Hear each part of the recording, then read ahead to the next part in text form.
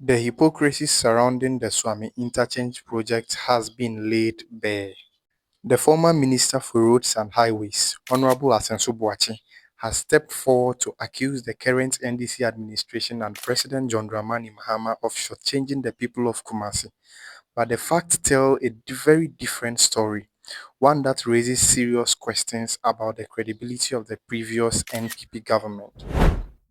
In his press conference, Honorable Asenso Boakye claimed that the Swami interchange was deliberately downgraded by the NDC government.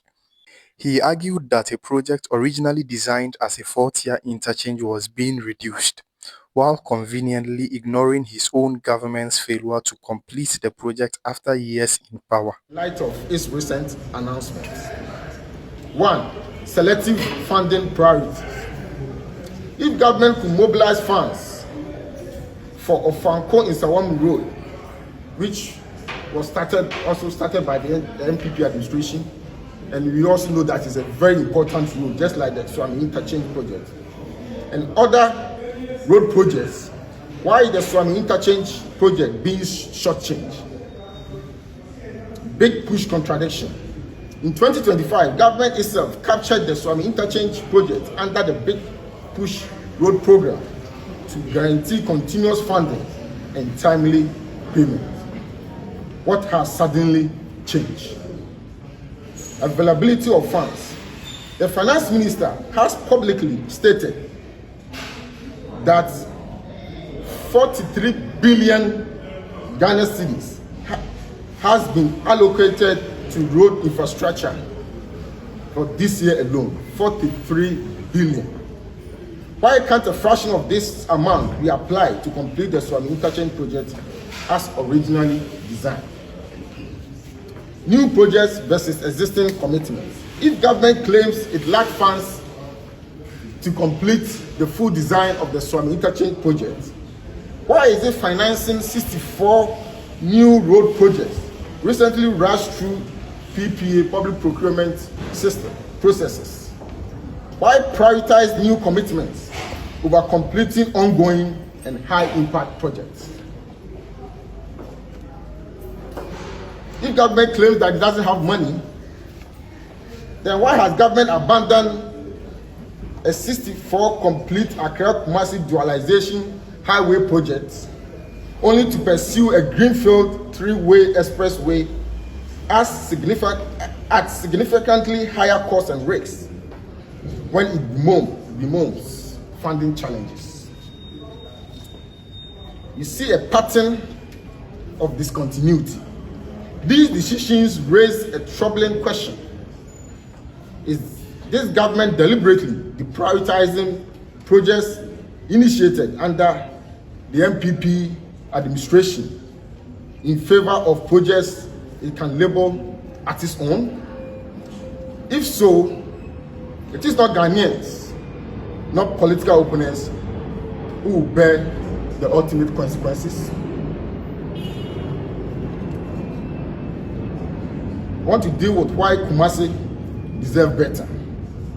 Kumasi, as you all know, is Ghana's second largest city, serves as a strategic national transit hub, transportation modal hub, continues to experience rapid growth in population and vehicle ownership. Shortchanging Kumasi on a project of this scale is technically indefensible, economically unwise, and politically unjust.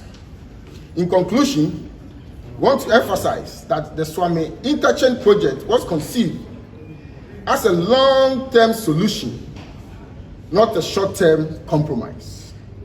The Ashanti Caucus of Parliament therefore calls on government to restore the original fourth-tier design of the Swami Interchange project, reprioritize funding to complete the project as designed and planned, and engage transparently with Parliament and the people of Kumasi and Ashanti region in general on the way forward. Kumasi deserves infrastructure that reflects its national importance, not half solutions justified by selective constraints. Ladies and gentlemen, I want to thank you for your attention. But this is where the deception begins. The Swami interchange was not reduced to a two-tier structure, as the former roads minister suggested. It was suggested to a three-tier interchange, meaning the public was fed misinformation in an attempt to score cheap political points. The current Minister for Roads and Highways, Honorable Gavin Sagboja, did not mince words. He reminded Ghanaians that former President Akufo-Addo personally promised the Swami interchange would be completed by the end of 2024, a promise that was blatantly broken. By the way, President Akufo-Addo declared that by the end of 2024, the Swami Interchange project would have been completed and handed over. So if my colleague, Honorable Asenso, had heeded to President Akufo-Addo's own plan, we shouldn't even be discussing the issue about whether three-tier or four-tier now. It is his failure and the failure of that government to deliver the project. And we are going to deliver that project for the good people of Kumasi. Kumasi indeed deserves better, just like any other place in our country, and the government is committed to doing just that. So when the former roads minister points fingers today, the question must be asked: who was in charge when the deadline passed, and who failed to deliver on the promise made to the people of Ashanti? And as if that was not enough, the current finance minister, Honorable Dr. Kesia Latoforsen, dropped a bombshell on national television. He revealed that the previous government borrowed an estimated 750 million US dollars for the Swami Interchange and the Pokuase Nsawam Road projects. Chunk of the arrears that you audited, the 68 billion cedis that you said, look, you are not going to pay. You want the Auditor General to audit these arrears to confirm whether indeed these are legitimate claims that are being made. You touched briefly on it in there that about 10 billion cedis out of the 68 billion had been disallowed. And I've been looking into the the interim report of the Auditor General. It seems quite concerning. But with this big push, I saw that the Pokwase Nsawam Road has been captured. That's correct. But in 2022, you were in Parliament.